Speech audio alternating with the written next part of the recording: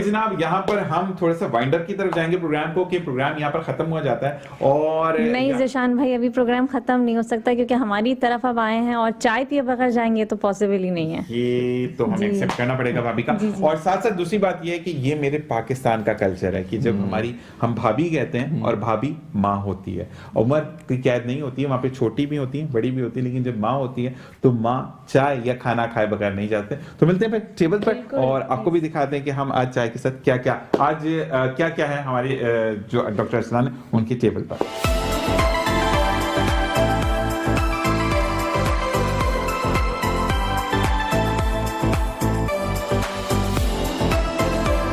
जनाब welcome back. और अब हम मौजूद हैं मरियम बीबी के दस्तरखान पर, क्योंकि जो घर की बेटी होती हैं या बहू होती हैं उनका दस्तरखान कहलाया जाता है और अल्लाह तबारक व तआला इसी के बस अरसलान भाई की रिज़्क़ में बरकत दे, आमीन। अच्छा जी, मुझे ये बताइएगा कि कॉफ़ी जो है वो भाभी ने खुद बनाई है? जी। पक्की बात है। अच्छा, और अब हम कॉफ़ी को भी टेस्ट करेंगे और साथ साथ, और मुझे ये बड़ा फैसिनेट कर रहा है, ये क्या चीज़ है, मुझे थोड़ा सा इसके बारे में बताइएगा। ये है चॉकलेट मूज़, ये मेरी अम्मी ने बनाया, मेरी सास ने, उन्होंने बहुत। अच्छा, मुझे ये बता रही थी मनाहिल बता रही थी कि मुझे दादो ने इसमें कहा, तो मैंने भी कुछ कुछ किया है इसमें। तो वो क्या किया ऐसे मुझे नहीं बताया गया, मैंने कुछ कुछ किया है इसके अंदर। तो मुझे ये बताएं कि हेल्प आउट करती है मतलब हर जगह पे। ये बड़ी प्यारी बच्ची होगी इस मामले में। अच्छा, मुझे ये बताओ कि मनाहिल सब सवाल करता है, अब मम्मा पापा नहीं छोड़ दिया हमने उनको। अच्छा, मुझे बताएं कि मनाहिल को रोटी बनाने का शौक है? यहाँ पे रखने को रोटी बनाने का शौक है? नहीं। तो पास्ता बनाने का? फिर क्या बनाने का शौक है? मतलब दादी ऐसे बनाया, उसमें आपने चम्मच चला दिया, मैंने भी बना ही दिया है, ऐसा करने का शौक है? नहीं, वो मैंने कुछ डाला था इसमें। क्या डाला था, मुझे वही पूछना है। वो कैन में कुछ था। अच्छा, कैन मतलब वो भी रेडीमेड था? जबरदस्त, ये होता है। बस मैंने कैन से निकाल के डाल दिया। जबरदस्त। अच्छा, मुझे ये बताओ कि मनाहिल को जब गुस्सा आता है मनाहिल क्या करती हैं? मनाहिल ज़्यादा खाना खाती हैं, खाना छोड़ देती हैं, ये बोलती हैं आप मुझे सिर्फ थोड़े से पैसे दे दें मैं फिर मान जाऊंगी, क्या करती है मनाहिल? भैया से क्या फरमाइश होती है? उसमें भैया बोली मेरी बात मानो वरना मम्मा को बता दूंगी। अच्छा, ये मम्मा को बताने वाला ना, मैं आपको कोई 10 साल 12 साल पहले की बात होगी, मैंने एक स्लोगन्स लिखने का ना, उसमें मैंने बड़ा बढ़ चढ़ के लिखा, 0 ही था मेरा। तो 107 पर रेडियो है हमारा और उस पर जो है वो एक बच्ची का बड़ा मशहूर हुआ, मैं आज भी उसको रिकॉल करता हूँ कि 14 अगस्त पे पेट्रियाटिक आपने जो है वो कुछ लिखना है। तो उसमें उसने स्लोगन लिखा था कि अगर पाकिस्तान की तरफ किसी ने मैली आंख से देखा ना तो अम्मी को बता दूंगी। तो मकसद वो अम्मी को बता दूंगी, बहुत डिफरेंट आइडिया था। तो वही वाली चीज़ है कि माँ के पाँव तले जन्नत है, लेकिन उस जन्नत को बरकरार रखने के लिए मैं जानना चाहूँगा कितनी देर हमारे पास मौजूद है? और जुबैर भाई 4 मिनट हैं। तो यहाँ पर मैं ज़रूर ये कहूँगा कि वही जन्नत घर को दोज़ख बनाने का भी ज़रिया बनती है। आज अगर हम यहाँ पर बैठे हैं, डॉक्टर अरसलान मोहब्बत से बैठे हैं, फ्लेक्स है उनके चेहरे पर, उसका सारा क्रेडिट इनको जाता है। माँ जो है वो, अगर हम बात करें जिस तरह इन्होंने कहा कि मेरी सास और उन्होंने कहा दादी ने बनाया, तो माँ चुप हो जाती है कि बेटे का घर ख़राब ना हो, लेकिन आपकी जो आपसी रंजिशें हैं ना वो आपके चेहरे पर आया हो जाती हैं। जो आप फ्लेक्स होते हैं, बहुत रिलैक्स घूमते हैं, तो ब्लेसिंग्स होती हैं, जो आपका बेटर हाफ है वो आपको बहुत जो है वो बड़ा, इनको तो बहुत ही मैनेजेबल टाइम देता है कि टूर पे जाने आराम करें, कोई मसला नहीं है, मैं कॉल भी नहीं करती। तो मुझे ये बताएं कि कभी ये फरमाइश करती हैं आपको कि मुझे यहाँ लेकर जाएं? मैं ये फरमाइश नहीं करती, मैं ही उल्टा इनके साथ प्लान कर रहा होता हूँ कि अच्छा भाई अभी यहाँ चलना है, अभी हमारी वेकेशंस आ रही हैं तो यहाँ चलना है। मैं जो है ना इनके लिए मतलब जो सोच रही होती है उससे पहले मैं इनके लिए प्लान कर रहा हूँ। तो मतलब हम माशाल्लाह एवरी ईयर नहीं तो हर 2 साल में एक जो है ना टूर ज़रूर करते हैं। अभी हम जो लास्ट समर वेकेशन थे उसमें बच्चे से मलेशिया घूम कर आए थे, उन्होंने बहुत इन्जॉय किया। उससे पहले मैं उम्रे पे ले गया था इनको, फिर मैं बहुत खूबसूरत सफर पे ले गया, बहुत उसका अच्छा। तो मैं कहता हूँ उम्रा इसकी तो कोई नेमो बदल ही नहीं है, पूरी दुनिया एक तरफ और खाने का। और यकीन करें बच्चों ने उम्रे में जो सफा मरवा पे जो 2 हरी बच्चों में जो भागना होता है, तो ये ऐसे सही करते हैं, सही वो ऐसे भागते थे। तो ये मजाक नहीं है भाई, इतनी तेज तो बीबी हवा भी नहीं भागी, नहीं तेज तुम लोग भाग रहे हो। तो माशाल्लाह इतने दिल से लोग करते थे कि नहीं हमें उम्रा करना है, पापा डेली कहते हैं पापा अच्छा हमें जो है तवाफ करने जाना है। तो बच्चे अभी भी मुझे जब कहते हैं ना, कहा तो बच्चों की प्रायोरिटी होती है पापा अल्लाह हाउस जाना है, हुजूर हाउस जाना है। तो उनको एक जो चीजें थी ना वो सारी दुआएं याद हो गई थी बच्चों को। और छोटी वाली जो हमारी बेटी है वो लब्बैक इतना अच्छा पढ़ के सुनाती थी, कितना अच्छा लगता था। और रब्बाना आते ना वो सब वहाँ जो लोग पढ़ रहे होते थे, तो वो बच्चे बड़ा मतलब उसको इसको एंजॉय किया, और वो दीन से एक जो लगाव होता है ना, मोहब्बत, तो काबे को देख के जो एक मोहब्बत है, असल में ये आपने दिया। आप यहाँ पर मैंने ये देखा, मुझे बड़ा हैरत हुई, और मेरे आई गेस 3 साल पहले मेरे रमजान ट्रांसमिशन में एक बंदे से लड़ाई भी हो गई। इन दैट फॉर्म लड़ाई नहीं थी, वो बहस थी। कहते हैं कि मैंने कहा आप रोजा नहीं रखते? कहते नहीं। मैंने कहा क्यों? यू आर माशाल्लाह इन बैचलर्स, तो आपको कहती अम्मी कहती रोजा रखने की तो उम्र पड़ी है। मैंने कहा अम्मी को ये पता है कि अगला सांस आना है? सही बात है, बिल्कुल, किसी को नहीं बिल्कुल। पता। डिड शी नो कि वो बिल्कुल। अगले ब्रीथ इन और ब्रीथ आउट बिल्कुल, करेंगी? बिल्कुल। तो मुझे कह रहा है बदतमीजी कर रहा है। मैंने कहा एक बात मैं बोलूं, इस्लाम के नाम पर गेम मत खेलो। बिल्कुल। मुझे एक बंदे ने और कहा कि यार अल्लाह ताला इतना सख्त कैसे हो सकता है जो पूरा दिन भूखा रखे? तो मकसद ये है कि अल्लाह ताला ने तो ये फरमा दिया कि रोजेदार की मुंह की बदबू, खुशबू नहीं, बदबू मुझे मुश्क और अंबर से ज्यादा प्यारी है, तो उससे ज्यादा बेहतर क्या होगा? सही। और फिर आप अपने रब के इतने करीब हो जाते हैं।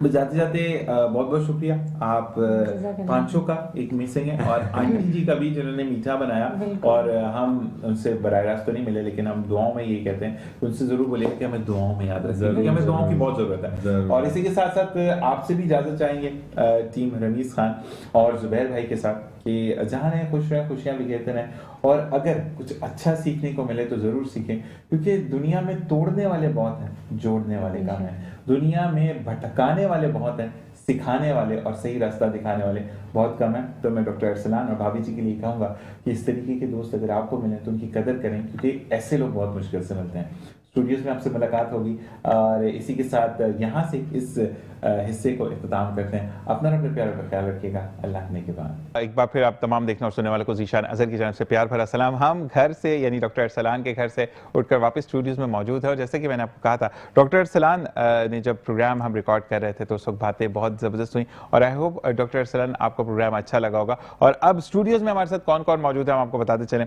वैसे हाल अहवाल करते हैं, लेकिन अब टाइम क्योंकि कम है और ज़्यादा से ज़्यादा आज हमने बात करनी है, तो हमारे साथ निदा साइकोलॉजिस्ट, काउंसलर और थेरेपिस्ट मौजूद हैं, जो कि बेहतरीन अंदाज में आपको ज़िंदगी में उस बीमारी से लड़ने की ताकत देती हैं, उस बीमारी के बारे में बताती हैं जो कि क्योरेबल है, और दुनिया आपको अलहदा कर देती है ये कहकर कि आप शायद सोचते बहुत ज़्यादा हैं, या एक वर्ड यूज़ होता है यार ये तो नफ्सियाती बंदा है। तो क्या नफ्सियाती बंदे का इलाज है या नहीं, ये तमाम चीज़ें जानेंगे डॉक्टर नादिया से। अस्सलाम वालेकुम रहमतुल्लाह। कैसे मिजाज हैं?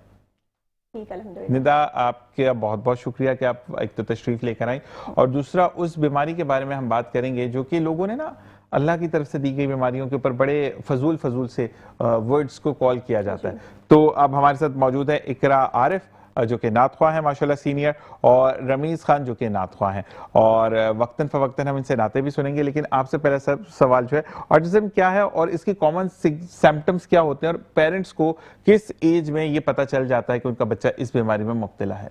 ओके, ऑटिज़म एक न्यूरो डेवलपमेंटल डिसऑर्डर है। इसमें ये होता है कि बच्चे के जो कम्युनिकेशन स्किल्स हैं बहुत ज़्यादा वीक होते हैं, एंड सोशल इंटरेक्शन स्किल्स बहुत ज़्यादा वीक होते हैं। आई कांटेक्ट भी बहुत ज़्यादा वीक होता है, और स्पीच डिले का इनको इशू होता है। सेंसरी इश्यूज भी होते हैं इनके, एक बिहेवियर को बार बार रिपीट करते हैं, एक बात को बार बार बोलना, एक बिहेवियर को बार बार रिपीट करना, लाइट को ऑन एंड ऑफ करना, फ़ैन को ऑन एंड ऑफ करना।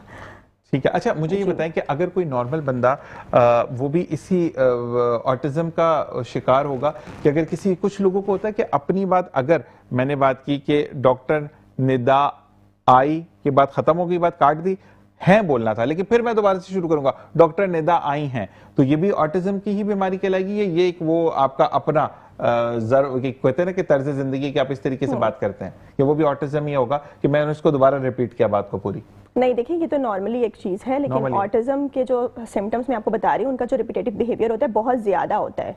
ये तो हम कभी कभी बोल देते हैं इस तरह नॉर्मली, बाकी जो ऑटिस्टिक चाइल्ड है उनके आपको बहुत सारे रिपीटेटिव बिहेवियर्स मिलेंगे, मतलब हर जगह लाइट को ऑन एंड ऑफ कर रहे हैं, एक बात को बार बार बोल रहे हैं, एक बिहेवियर को बार बार रिपीट करते जा रहे हैं। ठीक है। अच्छा, मुझे बताइएगा कि ये किस बच्चों में किस एज पर जाकर कंफर्म्ड हो जाता है कि ये ऑटिज्म का ही बच्चा है? क्योंकि छोटा बच्चा 1-2 साल का वो तो बात को रिपीट करता है, तो हम उसको कहते हैं इसकी तो कैसेट स्टार्ट हो गई है। तो एक 5 साल का बच्चा या 6 साल का बच्चा वो इस तरह की हरकतें करता है, तो वो फिर ऑटिज्म में कहलाएगा? पहले तो हम असेसमेंट करते हैं। पहले हमारा ये होता है कि हम बिहेवियर असेसमेंट करते हैं, ओवरऑल उसका बिहेवियर ऑब्जर्व करते हैं, देन उसके बाद हम डायग्नोज करते हैं, उसके बाद ही हम कुछ कह सकते हैं। ठीक है जी। अच्छा, आप जो है वो पर्सनल थेरेपी सेशंस भी देती हैं और ऑनलाइन सेशंस भी देती हैं। अच्छा, पर्सनल थेरेपी सेशन तो आपके पास बंदा विजिट करता है, जी। आप ऑनलाइन की तरफ क्यों गई? टाइम की कमी की वजह से, या लोगों को एक्सेस कम हो रहा था? यानी आजकल ट्रैफिक बहुत ज्यादा, कराची हर तरफ से खो दिया गया है, तो आपने अगर 5 बजे का टाइम दिया तो बंदा 8 बजे पहुंचेगा, और आपके भी टाइमिंग्स होते हैं डॉक्टर्स के, तो इस वजह से था, या ऑनलाइन शुरू करने का कोई डिफरेंट मीडियम था? सबसे पहले तो मैंने इन पर्सन जो है वो थेरेपी सेशंस शुरू किए थे। ठीक है। उसके बाद मेरे पास कुछ मदर थी जो रोज ट्रैवल नहीं कर सकती थी। आपको पता है हम कराची में रहते हैं और यहाँ पे ऐसा है कि लोगों को बहुत ट्रैवल करना पड़ता है, और मदर्स की लाइफ बहुत ज़्यादा बिजी होती है, घरेलू मसरूफियात होती हैं उनकी, या कुछ वर्किंग लेडीज़ हैं जो रोज़ाना अपने बच्चों को क्लिनिक और हॉस्पिटल लेकर नहीं आ सकती, तो उनके बहुत सारे बिहेवियर इश्यूज़ मैंने देखे। तो एज अ साइकोलॉजिस्ट मैंने जब ये बात ऑब्जर्व की कि वो खुद भी स्ट्रेस में जा रही हैं कि मतलब रोज़ उस बच्चे को लेकर आना इतना लंबा ट्रैवल करके, तो दैट्स वाई फिर उसके बाद मैंने सोचा कि मुझे ऑनलाइन जो सेशंस हैं वो शुरू करने चाहिए। इसी वजह से मेरा जो मेन रीज़न है ऑनलाइन प्रोग्राम शुरू करने का वो यही है। और दूसरा ये जो इंटरनेशनल क्लाइंट्स हैं जो कि इंटरनेशनल आपको देखते हैं या जो देख रहे हैं इस वक्त आपको, उनके लिए भी ये बेहतरीन एक अपॉर्चुनिटी है कि वो अपना टाइम डिफरेंस के हिसाब से भी आप उनको मैनेज कर सकती हैं, ऐसे ही है? अच्छा, कोई अगर आपको अमेरिका से कॉल करता है, we having a 13 hours difference, तो समटाइम्स सम प्लेसेस पे 12 घंटे का भी डिफरेंस है, तो अकॉर्डिंगली आप उनके भी सेशन उनके हिसाब से डिजाइन करेंगी, या आप कहती कि नहीं जो मेरा टाइम है उसी पर मैं ऑनलाइन आऊंगी? नहीं, मेरा ऐसा नहीं है। सबसे पहले मेरा सवाल पेरेंट्स से ही ये होता है, वो मुझसे पूछते हैं कि मैम आप टाइम बताएं, तो मैं उनको पूछती हूँ कि आप पहले बताएं आप किस टाइम जो है कंफर्टेबल है। अब मेरे पास ऑस्ट्रेलिया के क्लाइंट्स हैं, कनाडा के हैं, यूएसए के हैं, यूके हैं, तो उनके ये है कि टाइमिंग अलग होती है, पाकिस्तान की अलग होती है, तो वो पूरा हम शेड्यूल बनाते हैं कि मॉर्निंग टाइम हमने रखना है, इवनिंग टाइम रखना है, क्योंकि रात के टाइम तो हम रख नहीं सकते, बच्चे का स्लीप टाइम होता है, तो वो पूरा ओवरऑल देखकर, और मदर से भी पूछा जाता है, उनके साथ मैं कोऑपरेट करती हूँ, देन हम टाइमिंग डिसाइड करते हैं। अच्छा, किन किन एजेस के बच्चों पे आप काम कर रही हैं ऑनलाइन, या जो ऑटिज्म के बच्चे हैं, आपके कुछ एज बैरियर्स हैं कि मैं इस एज तक के बच्चों को केटर करूंगी, इसके बाद नहीं करूंगी, आप हर बच्चे को आप देख रही होती हैं? मैं अडल्ट्स पे भी काम करती हूँ और जो छोटे बच्चे होते हैं उन पे भी काम करती हूँ, दोनों पे। जैसे कि 3 इयर्स से मैं स्टार्ट करती हूँ, और 20, 21 इयर्स, 25 इयर्स के भी मेरे पास हैं। अडल्ट्स भी ऑटिस्टिक हैं मेरे पास, और जो ऑटिस्टिक चाइल्ड हैं वो भी हैं। अब जो अडल्ट्स होते हैं उनका ये होता है कि वो पेरेंट्स गौर नहीं करते, उनको स्टार्ट में ये लगता है कि जी हमारा बच्चा ऑटिस्टिक नहीं है, ये ऑटिस्टिक चाइल्ड नहीं है, वो यकीन ही नहीं करते, और वो फिर बहुत ज़्यादा डिले हो जाता है। और कुछ पेरेंट्स अपने बच्चे को बहुत ज़्यादा सीरियस लेते हैं, लाइक 3 ईयर की एज में, 4 इयर्स की एज में मेरे पास लेकर आ जाते हैं, तो वो फिर डिले, मैं कहती हूँ करना ही नहीं चाहिए। जब वो डिले हो जाता है ना तो फिर बहुत मुश्किल हो जाता है पेरेंट्स के लिए भी और हमारे लिए भी। दूसरी बात ये है कि अपने आप को धोखा देना होता है। अगर आपको फील हो रहा है बच्चे में कोई बिहेवियर है या कुछ है, डॉक्टर से पहले तो माँ बाप जान लेते हैं उसको कि ये प्रॉब्लम है, तो उसको मानना चाहिए। अच्छा, मुझे बताइएगा कि ऑनलाइन प्लेटफॉर्म पर स्पीच और बिहेवियर इशू को कैसे एड्रेस किया जाता है? सबसे पहले तो देखें, मैं वीडियो कॉल पे सेशन लेती हूँ ऑनलाइन, मेरा ये है, तो उसमें सबसे पहले बच्चे के बिहेवियर को ऑब्जर्व किया जाता है ओवरऑल, और कुछ एक्टिविटीज़ उनके ऊपर मैं अप्लाई करती हूँ, कुछ टेक्निक्स होती हैं, हमारी साइकोलॉजिकल टेक्निक्स होती हैं, वो उनके ऊपर अप्लाई की जाती हैं। देन उनकी मदर से भी हिस्ट्री ली जाती है, उनकी फैमिली मेम्बर्स से भी, देन उसके बाद जो है वो हम पूरा उनका मतलब बिहेवियर इश्यूज पे काम करते हैं और उनके स्पीच पे काम करते हैं। ठीक है, हम मजीद बात करेंगे इस हवाले से, लेकिन हमारे साथ इकरा आरिफ मौजूद हैं जो कि हमें नाते रसूल महबूब सल्लल्लाहु अलैहि वसल्लम सुनाएंगी। तो बिस्मिल्लाहिर्रहमानिर्रहीम। Welcome back. और अब हम दोबारा डॉक्टर साहिबा की तरफ जाएंगे, और क्योंकि डॉक्टर एक ऐसा नोबल पेशा है कि आप जितने भी आप करीब हों या आप बहन भाई हों या जो भी, तो नाम लेते हैं, लेकिन जब आप as a patient, as a host उनसे मिलते हैं तो अच्छा नहीं लगता उनको नाम लेने का, तो हम डायरेक्ट उनको डॉक्टर साहिबा कॉल करते हैं। तो डॉक्टर साहिबा, आपसे एक और मेरा सवाल है, सॉरी, कि ऑनलाइन सेशन जो आपने इसको कहते हैं ना कि लोगों के एक्सेस आप तो बहुत इजी हो गई, एक तो जो उनको सहूलत फराम कर रही हैं, साथ साथ रूरल इलाके जो कराची के हैं या कराची से बाहर हैदराबाद है, हमारा नवाब शाह है, वहाँ से आते आते ही टाइम लग जाता है, तो उनके लिए बहुत ज़्यादा इफेक्टिव है ये आपका जो एक स्टेप है। तो क्या कहेंगे इस बारे में कि इन लोगों को मद्देनजर रख के आपने इस स्टेप को फॉरवर्ड ऑन किया, यानी जब कोविड में आप नहीं किसी तक रसाई थी तो कोविड में बड़ा इफेक्टिव रहा ये, क्या कहेंगे इस बारे में? अच्छा, जो अगर मैं विलेज साइड की बात करूं तो विलेज साइड पे बहुत सारे ऐसे विलेज हैं जहां पे जो है वो therapy centres and clinics, hospitals वगैरह अवेलेबल नहीं हैं। तो फिर मैंने ये सोचा कि मुझे जो है ना वो ऑनलाइन शुरू करना चाहिए, ताकि जो विलेज में बैठे हुए बच्चे हैं, ऑटिस्टिक बच्चे हैं, स्पेशल बच्चे हैं, उन पे भी काम हो। और ये है कि फिर उनके पेरेंट्स को गांव से शहर की तरफ आना पड़ता था, लाइक इस्लामाबाद, कराची वगैरह पे वो विजिट करते हैं क्लिनिक्स और हॉस्पिटल में, तो उनके लिए बहुत मुश्किल होती है। तो फिर उन्होंने जब मुझे देखा, मेरी वीडियोस को देखा, मेरा इंस्टाग्राम पे मैंने पेज भी इसीलिए बनाया है, तो फिर उन्होंने देखा, मुझसे कांटेक्ट किया कि जी हम विलेज में रहते हैं, बहुत सारे पेरेंट्स कांटेक्ट करते हैं और यहाँ पे कोई हॉस्पिटल और क्लिनिक्स वगैरह नहीं है, और फिर हम क्या करें, हमें रोज़ रोज़ हम नहीं आ सकते, तो ये है कि फिर बच्चे का ट्रीटमेंट रुक जाता है। ऐसा ही है। हाँ, तो ये है कि अब बहुत सारे गांव हैं, विलेज हैं, जहाँ के बच्चे मुझसे थेरेपी ले रहे हैं। अच्छा, मुझे डॉक्टर साहब आपकी बड़ी एक अच्छी बात लगी, क्योंकि आप साइकोलॉजिस्ट हैं और साइकोलॉजी की पढ़ाई बहुत ज़्यादा मुश्किल होती है। अच्छा, आपकी जो बेहतर जो 2 चीज़ें हैं, आपके हस्बैंड भी यहाँ पे मौजूद हैं, कैमरे के उस पार मेरा भाई मौजूद है, नाम बताएगा अपने हस्बैंड का? कासिम भाई भी मौजूद है। कासिम भाई, एक बड़ी अच्छी चीज़ मुझे इनकी है, आप अंग्रेजी का इस्तेमाल बहुत कम से कम कर रही हैं। हमारे यहाँ पर ना बड़ा एक, पता नहीं इसको क्या, एक स्मिथ कह लें या आप उसको फैशन सैंपल करें, भूलना तो अंग्रेजी में ही है। तो अब आप एक देहाती बंदे से बात करें, चले मैं देहाती हूँ, मुझे अंग्रेजी का ए भी नहीं आता, अब आप मुझे बोलेंगे आप just going to give you that type of therapy, तो मेरे लिए तो आप बेकार हैं। आपकी सबसे बेहतर अप्रोच जो है, यानी लोगों में आपकी मकबूलियत वही है कि आप उर्दू में बात करती हैं। जबरदस्त। अच्छा जी, मुझे बताइएगा कि जब आप ऑनलाइन सेशन कर रही होती है, बच्चों की एनाटॉमीज को देख रही होती है, बच्चों की हरकत को देख रही होती है कि इसके अंदर क्या क्या लैकिंग कहाँ पे आ रही है, वहां पर इसी के साथ साथ पेरेंट्स की भी आप गाइडेंस कर रही होती है, उनकी भी ट्रेनिंग होती है, या सिर्फ आप बच्चों को देखती हैं? देखिए, मेरा इन पर्सन और ऑनलाइन ये है कि मैं पेरेंट्स को भी ट्रेनिंग देती हूँ। ठीक है। हमारे यहाँ पे बहुत सारे क्लिनिक्स हैं, हॉस्पिटल्स है, जहाँ पे बच्चे की थेरेपी हो रही होती है, वो बच्चे को अंदर लेते हैं और पेरेंट्स को बोल देते हैं अल्लाह हाफिज। ठीक है। मेरा ऐसा नहीं है, मैं साथ में मदर्स को भी इन्वॉल्व करती हूँ ताकि वो देखें उनके बच्चों पे काम क्या हो रहा है, और फिर मैं पेरेंट्स को भी ट्रेनिंग देती हूँ। और ये होता है कि बच्चे अपनी मदर के साथ बहुत ज़्यादा कंफर्टेबल होते हैं। ऑनलाइन सेशन में तो ये है कि साथ में मदर भी बिठाती हूँ मैं। ठीक है, बच्चा कंफर्टेबल होता है, अपनी मदर को देखता है, और साथ में उनकी ट्रेनिंग इसलिए होती है ताकि वो भी एक्सपर्ट बने और अपने घर पे अपने बच्चों पे काम करें। अच्छा मैम, आपके लिए सवाल आया है, डॉक्टर साहबा से पूछ के बताएं कि ऑटिज्म का जो बच्चा है वो क्योरेबल होता है या इस थेरेपी के थ्रू वो जिंदगी में आ जाता है? थोड़ा सा डिफरेंस बताइएगा। देखिए, थेरेपी के जरिए जो है हम बच्चे को ना इंडिपेंडेंट बनाते हैं। ठीक है जी, जैसे कि वो अपने रोजमर्रा के काम खुद से कर सके। ठीक है। इसके अलावा वो किसी पर डिपेंड नहीं हो, क्योंकि पेरेंट्स का ये होता है कि आप हमारे बच्चे को इंडिपेंडेंट बना दें, हम नहीं चाहते कि कल को हमारे बाद वो किसी पे डिपेंड हो। अच्छा, बच्चों के अंदर ये भी है कि बिहेवियर इश्यूज भी बहुत आते हैं, जिसमें एग्रेशन है, नॉन कंप्लाइंस है, या हाइपर एक्टिव हो जाते हैं बच्चे, या गुस्सा दिखाते हैं, या नहीं सुनते बात को, या बात को लेकर नाराज हो जाते हैं बच्चे ऐसे, तो उनको फिर आप मतलब किस तरीके से उनको अप्रोच किया जाता है या उनको कैसे मनाया जाता है? अच्छा, देखिए, हर बच्चे का ना इंटरेस्ट एक दूसरे से अलग होता है। ये बच्चे भी एक दूसरे से, सारे ऑटिस्टिक बच्चे एक जैसे नहीं होते, हर ऑटिज्म बच्चा एक दूसरे से अलग है। सबसे पहले तो मैं इनके इंटरेस्ट को देखती हूँ कि इनका इंटरेस्ट क्या है। एक बच्चे को बैलून्स पसंद है, दूसरे बच्चे को कैंडल्स पसंद है, और कलरफुल लाइट्स पसंद है, तो उनके इंटरेस्ट पे फोकस किया जाता है। और मैं ग्रुप थेरेपी नहीं करती, मैं इंडिविजुअल सेशन लेती हूँ। इंडिविजुअल सेशन लेने का मकसद ये है ताकि मैं बच्चे के बिहेवियर को अच्छे से अंडरस्टैंड करूँ। अब ग्रुप में तो हम सब बच्चों को नहीं देख सकते ना, अंडरस्टैंड नहीं कर सकते, तो इसलिए जब मैं इंडिविजुअल सेशन लेती हूँ, उनके बिहेवियर को ऑब्जर्व करती हूँ, उनके इंटरेस्ट का मुझे पता चलता है, तो मैं सारी एक्टिविटीज उनके इंटरेस्ट के अकॉर्डिंग ही डिजाइन करती हूँ। माशाल्लाह। और ये कहा जाता है कि बेहतरीन डॉक्टर या बेहतरीन मसीहा वो होता है जो कि पेशेंट की जिंदगी के ऊपर जो भी उसको अफेक्ट कर रहा है या अच्छा लग रहा है उसके ऊपर जाकर वो काम करे। जबरदस्त। इसी के साथ रमीज़ खान हमारे साथ मौजूद हैं जो कि हमें नाते रसूल महबूब सल्लल्लाहु अलैहि वसल्लम सुनाएंगे। उसके बाद और जनाब वेलकम बैक। और अब डॉक्टर साहब से हम पूछेंगे कि अच्छा डॉक्टर साहब, अगर आपका जो सेशंस होते हैं वो थोड़ा सा सवाल हट के है, मुझे एक सवाल आया तो मैंने सवाल आपसे कर रहा हूँ कि कितने सेशन पर मबनी होती है ये ट्रीटमेंट आपकी? वेरी बच्चे टू बच्चा वेरी करती है, लेकिन अगर मिनिमल सेशन पूछे जाए तो कितने होते हैं? मेजॉरिटी लोग ले रहे हैं ऑनलाइन सेशंस, इन पर्सन भी और ऑनलाइन भी, क्योंकि ऑनलाइन मुझसे वो लेते हैं जो आउट ऑफ कंट्री के लोग हैं, आउट ऑफ सिटी के हैं, पेशावर वगैरह की साइड के।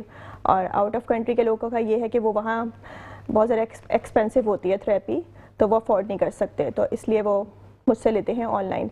और ये है कि मैंने ग्रुप्स में डिवाइड किया हुआ है ना। ठीक है जी, क्योंकि बहुत ज़्यादा हैं तो इसलिए मैं ग्रुप्स में डिवाइड कर दिया है। अच्छा, आप कोई ऐसी एग्जांपल दे सकती है कि जिस पेरेंट्स ने आपसे ऑनलाइन सेशन लिया हो और उन्होंने आपको नोटिस करवाया हो कि हमारे बच्चे में ये डिफरेंस आया है, हमारे बिहेवियर में ये डिफरेंस आया, या हमें बच्चे को समझने में ये डिफरेंस आया? कोई है एग्जांपल आपके पास? जी हाँ, मेरे पास एक बच्ची है और अभी उसके सेशन चल रहे हैं माशाल्लाह, उसका नाम दुआ है।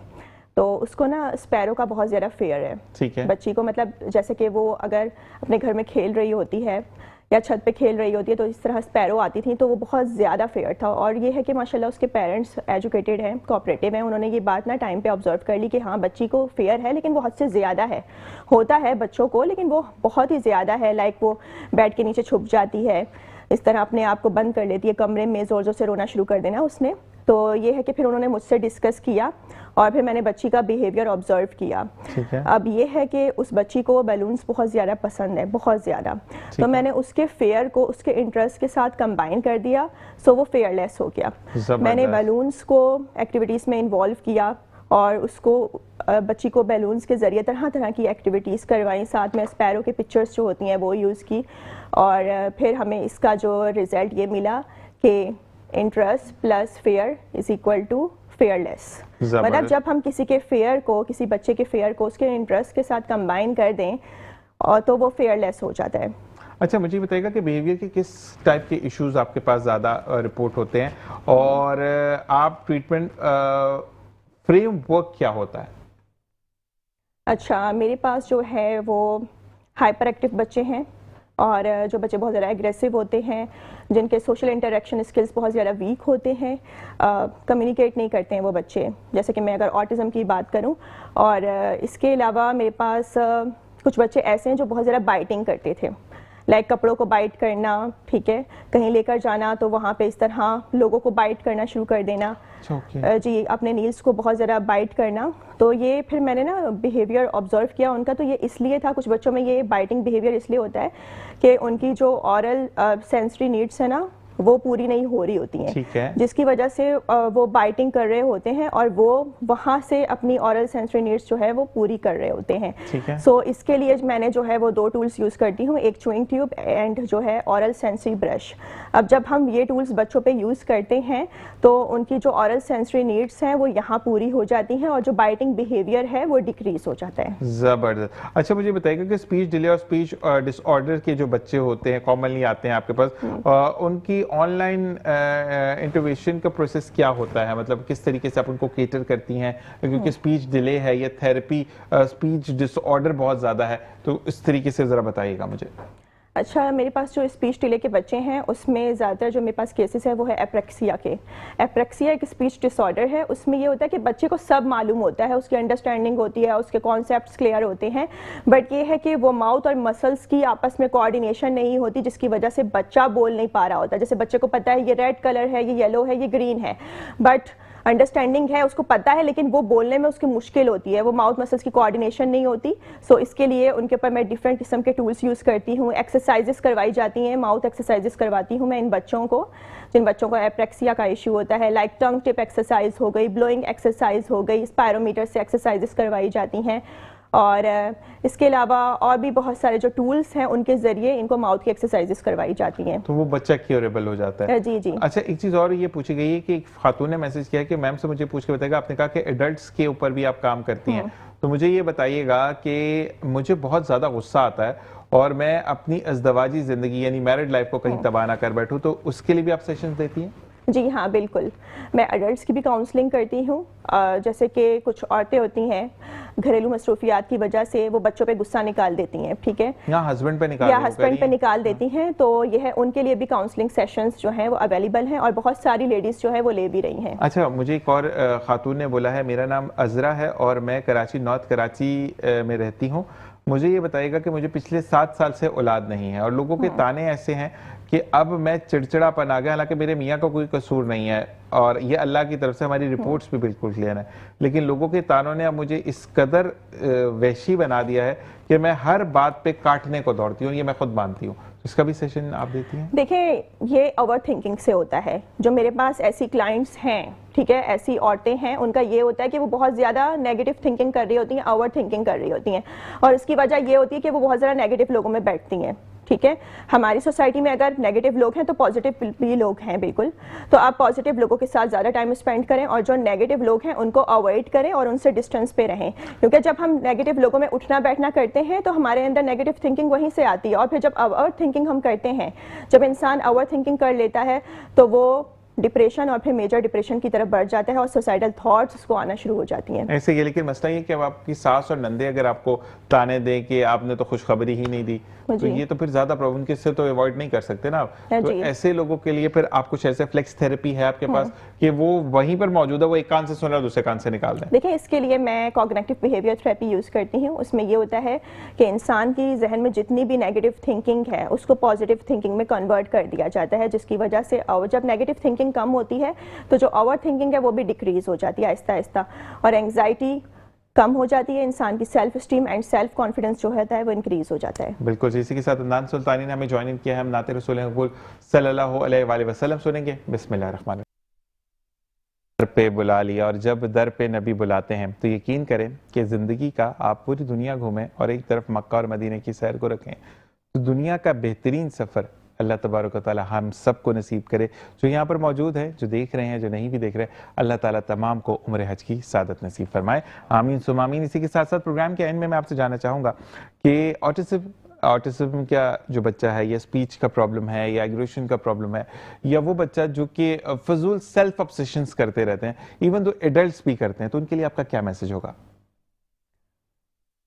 आप अगेन रिपीट कर सकते हैं? मैंने ये कहा कि जो इस बीमारी में मुब्तला लोग हैं, उनको आपका क्या मैसेज होगा कि उनको जल्दी अपने बच्चों को समझकर आगे आना चाहिए, या डिले करते रहें, एक अपने आप को धोखा देते रहें कि नहीं हमारा बच्चा तो बिल्कुल परफेक्ट है? उन पेरेंट्स के लिए क्या आपका मैसेज? अच्छा, मैं इन पेरेंट्स को ये मैसेज देना चाहूँगी। अब बहुत सारे पेरेंट्स हैं जो 20 जब ऑटिस्टिक बच्चा अडल्ट हो जाता है तब वो लेकर आते हैं, वो ना बिलीव नहीं कर रहे होते, वो कहते हैं कि हमारा बच्चा ऑटिस्टिक नहीं है, और कुछ पेरेंट्स तो कहते हैं कि इसके ऊपर जो है ना असरात हैं, ठीक है, तो इसको जो है बाबा वगैरह के पास लेकर चले जाते हैं। तो ये पाकिस्तान में बहुत ज़्यादा है।